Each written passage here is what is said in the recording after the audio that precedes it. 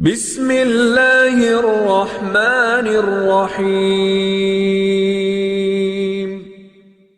हौला वला कुव्वता इल्ला बिल्लाहिल अलिय्युल अज़ीम। अऊज़ु बिल्लाहि मिनश शैतानिर रजीम। बिस्मिल्लाहिर रहमानिर रहीम। रब्बि इश्रह ली सदरी व यस्सिर ली अमरी वहलुल उक़दतम मिन लिसानी यफ़क़हू क़ौली। नाज़रीन सलामुन अलैकुम। आज हम लोग अपने इस्लामी इकोनॉमिक्स के इस लेक्चर में दूसरे लेक्चर पे हैं और हमारी कोशिश ये रहेगी कि ये तमाम जितने भी लेक्चर्स हैं एक सीक्वेंस में हो, एक तरतीब में हो, जिससे कि हमें सारे कंसेप्ट्स एक साथ क्लियर होते रहें। हम लोगों ने पिछली बार बात की थी कि इकोनॉमिक्स के बारे में इस्लाम में हम क्यों पढ़ें और क्यों हमें इस्लामी इकोनॉमिक्स को जानना ज़रूरी है। तो उन तमाम बातों को अगर हम एक नटशेल में बात करें, अगर हम एक उसका जुज़ निकालें, तो हमारे सामने ये बात आती है कि हर चीज़ जो इंसान माहिर है उस पे ही जचती है। हर इंसान हर चीज़ नहीं कर सकता। फॉर एग्ज़ाम्पल, अगर एक नॉर्मल दवाओं के नाम जानने वाला लोगों को दवा देने लगे तो फिर डॉक्टर्स का क्या यूज़ है?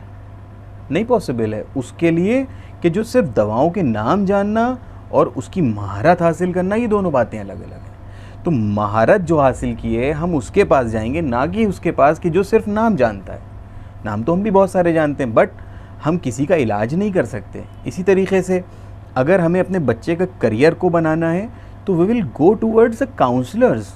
हम रोड पे चलते हर इंसान से नहीं बात कर लेंगे, उसके लिए हमें एक एक्सपर्ट आदमी के पास जाना पड़ेगा।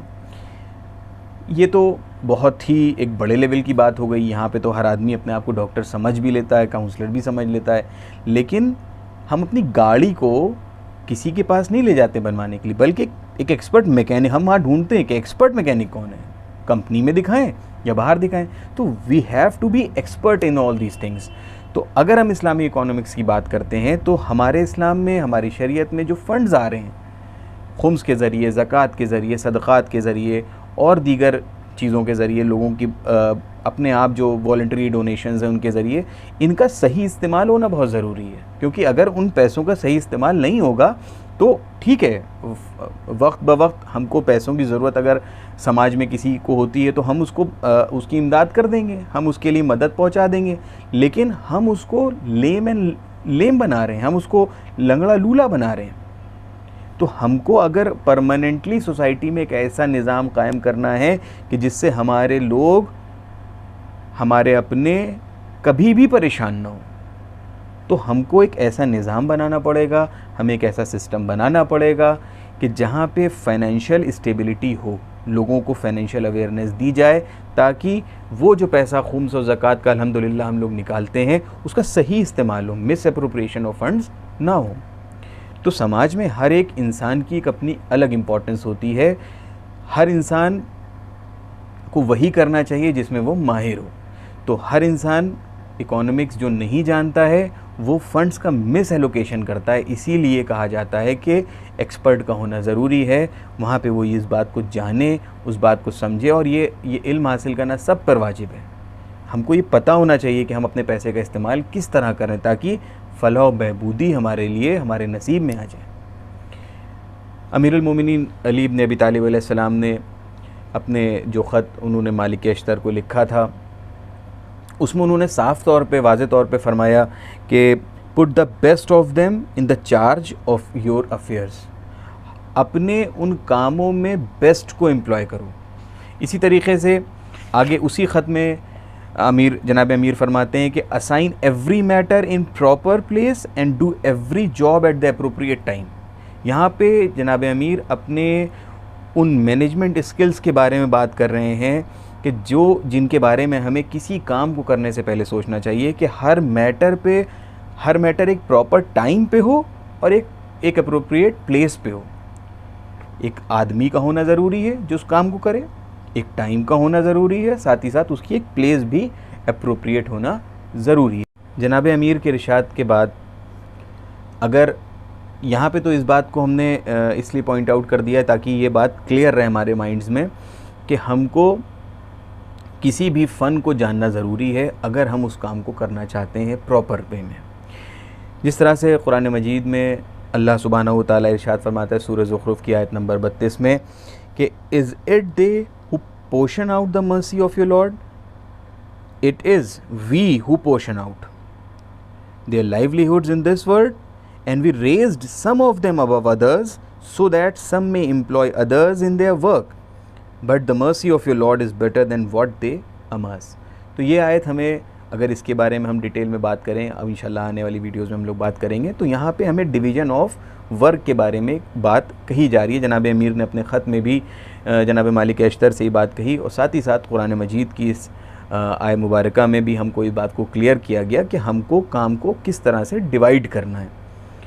तो इन्हीं बातों को हम आगे लेके चलते हैं कि हमें अपने समाज में एक छोटा सा डिवीज़न क्रिएट करना पड़ेगा जिसमें हर एक्सपर्ट आदमी ही वो काम कर सकेगा। तो इन वजूहात के चलते हमें इस्लामी इकोनॉमिक्स के बारे में जानना ज़रूरी है। तो हम लोग आज की इस वीडियो में बात करते हैं कि क्योंकि हर चीज़ का एक कॉन्स्टिट्यूशन होता है, हर चीज़ की एक बेसिक होती है, हर चीज़ का एक बेस होता है। विदाउट दैट बेस कोई भी चीज़ आगे नहीं बढ़ सकती है। तो इस्लामी इकोनॉमिक्स का क्या बेस है? क्या हमें इसको हम अजम्पशन तो नहीं कह सकते, मान्यता तो नहीं है, ये हमारी बिलीव्स हैं जिनको हमें समझना पड़ेगा, जिनके बारे में हमें बात करनी पड़ेगी। तो इस्लामी इकोनॉमिक्स के बारे में अजम्पशंस, क्योंकि इकोनॉमिक्स की बात है तो थ्योरीज़ में अजम्पशंस होते हैं, सब जानते हैं इस बात को, जो माहिरीन हैं वो जानते हैं कि हर थ्योरी में कुछ अजम्पशंस होते हैं। बट इस्लामी इकोनॉमिक्स में अजम्पशंस तो होते हैं, इस इकोनॉमिक्स में होते हैं अजम्पशन, बट इस्लामी इकोनॉमिक्स में हम इसको वर्ड अजम्पशन नहीं देंगे, हम इसको लफ्ज़ देंगे हमारी बिलीव्स, हमारे अक़ीदे, हम जो मानते हैं।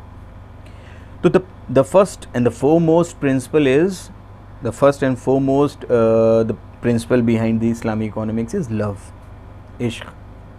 सुनने में थोड़ा सा अजीब लगेगा, लेकिन हाँ, इश्क मेरे हिसाब से इंसान की सबसे बड़ी ज़रूरत है अगर वो खुदा की इबादत कर रहा है। क्योंकि अगर इंसान एक सच्चा आशिक नहीं है तो वो इबादत भी नहीं कर सकता, वो एक सच्चा आबिद भी नहीं हो सकता। तो इश्क का होना बहुत ज़रूरी है। मेरा अपना ये मानना है कि अगर इंसान किसी से एक ट्रू लव करता है, अनकंडीशनल लव करता है, एक सच्ची मोहब्बत करता है किसी से भी, तो वो कभी उसकी नाफरमानी नहीं करता।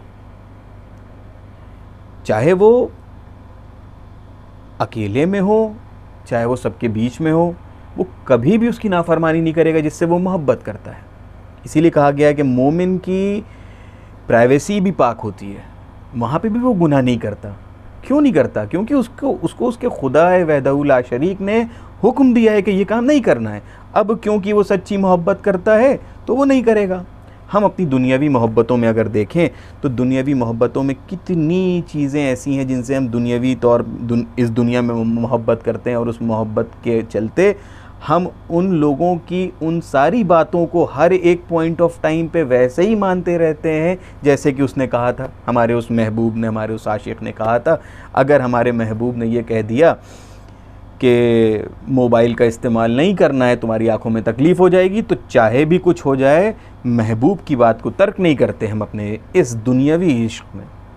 तो जब इश्क उस खुदाए वहदहू ला शरीक से है कि जिसने हमें पैदा किया है, जिसने हमें इस दुनिया में भेजा है, एक इम्तिहान है हमारा, तो हम उस माबूद से कैसे नाफरमानी कर दें? तो जब एक दुनियावी मोहब्बत में हम इतना मशगूल हो सकते हैं कि उसकी अपने महबूब की बताई हुई तमाम बातों को लफ्ज़ ब लफ्ज़ वैसे ही करते हैं, तो खुदा जिससे हमें सच्ची मोहब्बत करना चाहिए, जिसके पास हमें जाना है, जो हमारा हकीकी मालिक है, हम उससे क्यों ना सच्ची मोहब्बत करें? और जब सच्ची मोहब्बत होगी तो नाफरमानी की कोई भी उम्मीद पैदा नहीं हो सकती। इसकी एक बहुत ज़िंदा मिसाल और हम लोग की ज़िंदगियों में आम बात, जब भी हम किसी काम को शुरू करते हैं तो हम हमेशा कहते हैं बिस्मिल्लाहिर्रहमानिर्रहीम, शुरू अल्लाह के नाम से जो बहुत रहम करने वाला, निहायत रहम करने वाला और रहीम है। हम अपने हर काम से पहले खुदा का नाम लेते हैं। अगर इसकी मिसाल हम एक दुनिया में दें तो दुनिया में अगर हम देखें तो हम जब भी गाड़ी ख़रीदते हैं, अक्सर देखा गया है लोग उसके पीछे अपने बच्चे का नाम तहरीर करा लेते हैं। अक्सर की चेन पे हम अपने महबूब का नाम तहरीर करा लेते हैं, अपने बच्चों का, अपनी ज़ौजा का, अपनी वालिदा का, अपने वालिद का। गाड़ी के पीछे अक्सर लिखा रहता है dad's gift, mom's gift, brother's gift, etcetera etcetera. हम इसी तरह से कोई बिज़नेस स्टार्ट करते हैं तो हम अपने बच्चे के नाम पे स्टार्ट करते हैं, अपनी बीवी के नाम पे स्टार्ट करते हैं, अपनी माँ अपनी बाप के नाम पे स्टार्ट करते हैं किसी भी बिज़नेस को। तो जब भी हम किसी काम को स्टार्ट करते हैं जो मेरे लिए बहुत ज़रूरी है, तो हम वहाँ पे उसका नाम लेते हैं, उसको याद करते हैं जो मेरे लिए बहुत महबूब है। तो इसी तरीक़े से जब हम कोई भी काम करते हैं तो वहाँ पे नाम लेते हैं उस खुदा का जिसने हमें पैदा किया है। तो यहाँ पे बात क्या साबित हो रही है कि खुदा से हम वाकई इतनी मोहब्बत करते हैं, उसको इतना अपनी ज़िंदगी में शामिल किए हुए हैं कि जब जब हम कोई काम करते हैं हम अपने खुदा को याद करते हैं। जिस तरीक़े से हम आम ज़िंदगी में उन तमाम लोगों को याद करते हैं जो हमारे लिए ज़रूरी थे हर काम से पहले, उसी तरीक़े से हम जब भी कोई काम करते हैं तो बिस्मिल्लाहिर्रहमानिर्रहीम कह के करते हैं, ताकि वहाँ पे ये साबित हो जाए कि हम अपने खुदा को, अपने हकीकी मालिक को कितना चाहते हैं। इस मौजू को हम जब आगे लेके जाएं और नहजुल बलागा की तरफ हम लोग रुजू करें, तो वहाँ पे जनाब अमीर ने अब्दुल्ला इब्न अब्बास जो कि उस वक्त गवर्नर थे बसरा के, उनको लेटर नंबर 18 में उसके कुछ जुमले मैं इस्तेमाल कर रहा हूँ और इंग्लिश में इस्तेमाल कर रहा हूँ ताकि इसकी रीच बढ़ सके, कि keep the people of this place pleased with good treatment and remove the knots of fear from their hearts. जनाब अमीर अपने गवर्नर से ये बात कहना चाहते हैं और ये कह रहे हैं, हुक्म है उनका कि वहाँ पे गुड ट्रीटमेंट, अच्छा ट्रीटमेंट करो, लोगों के साथ अच्छा व्यवहार करो, लोगों के लिए जो तुम्हारा सलूक हो वो अच्छा हो, ताकि लोगों के दिलों में से डर की जो गिठाएं हैं वो खुल जाएं। तो कहने का सेंस ये है कि एक हुकूमत को मोहब्बत के बेसिस पे चलना है, ना कि डर के बेसिस पे। हम डरेंगे तो हम काम नहीं कर सकते।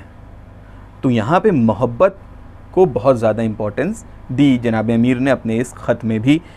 इसी तरीके से जनाब अमीर का दूसरा ख़त है, एक ऑफ़िसर जनाब अमीर के, ऐसा कोई नाम मुझे नहीं मिला उसमें, लेटर नंबर 19 में है, जिसमें काफ़ी लंबा एक जो एक्सर्प्ट हमने निकाले हैं उसके अंदर से, वो ये, now the cultivators of society has complained about your strictness. वहाँ के जो कल्टिवेटर्स ने, उन्होंने शिकायत की थी कि ये जो थे ऑफ़िसर वो थोड़े स्ट्रिक्ट थे, थोड़े ह्यूमिलेटिंग उनका ट्रीटमेंट था और लोगों के प्रति, और हार्श थे। तो आगे उन्होंने बात की, इसके बारे में पूरी एक डिटेल है, पूरी एक बहस है, ये क्यों हुआ था, इसके पीछे की हिस्ट्री है, उसके बारे में हम नहीं ज़्यादा डिटेल में जाएंगे। लेकिन जनाब अमीर का जो कहना है कि behave with them in between strictness and softness. जनाब अमीर अपने इस लेटर में जो हुक्म फरमा रहे हैं वो ये कि behave with them in between strictness and softness, सख्ती और नरमी के दरमियानी रास्ते को इख्तियार करो। खुदावंद करीम सूरह रहमान में इरशाद फरमाता है, ववज़अल मीज़ान, हमको बैलेंस क्रिएट करना है, अपनी लाइफ के हर एस्पेक्ट में बैलेंस क्रिएट करना है। इसकी पूरी एक लेक्चर इंशाल्लाह आने वाले वक्त में, क्योंकि कुरान की हर आयत में न मालूम कितने बाब हैं, वहाँ तक जाना मुमकिन नहीं है, लेकिन कोशिश रहेगी कि इसके बारे में और डिटेल में बात करें, इसका और इकोनॉमिक रिलेशंस इस आयत के कहाँ से निकलते हैं। लेकिन अभी इस बात को अगर हम देखें कि जैसे कि खुदावंद आलम कह रहा है, ववज़अल मीज़ान, हमको बैलेंस क्रिएट करना है between two different things, two opposite things. तो यहाँ पे जिस तरह से जनाब अमीर ने हिदायत फरमाई कि behave with them with strictness and softness, सख्ती और नरमी के बीच का रास्ता इख्तियार करो। ऐसा नहीं है कि तुम सिर्फ नर्म हो जाओ, हुकूमत चला रहे हो तुम, ऐसा नहीं है कि तुम सिर्फ नर्म हो जाओ। खुदावंद आलम ने तमाम आयतों में जैसे ये बात कही कि and we send not messengers but as announcer of good news and givers of warning. अल्लाह कह रहा है, अल्लाह सुब्हानहू व तआला का इरशाद है कि मैसेंजर्स, जो पैगंबर हमने भेजे, वो गुड न्यूज़ भी देते हैं और साथ ही साथ वार्निंग भी देते हैं। मतलब यहाँ पे सिर्फ ऐसा नहीं है कि हम तुम्हें अपनी, जिस तरह से बात ये कही गई कि हमारा खुदा हमें 70 माओं से ज़्यादा प्यार करता है, 70 माओं से ज़्यादा हमको चाहने वाला है हमारा खुदा। ऐसा नहीं है कि वो सिर्फ माँ की तरह हमको चाहता ही रहेगा।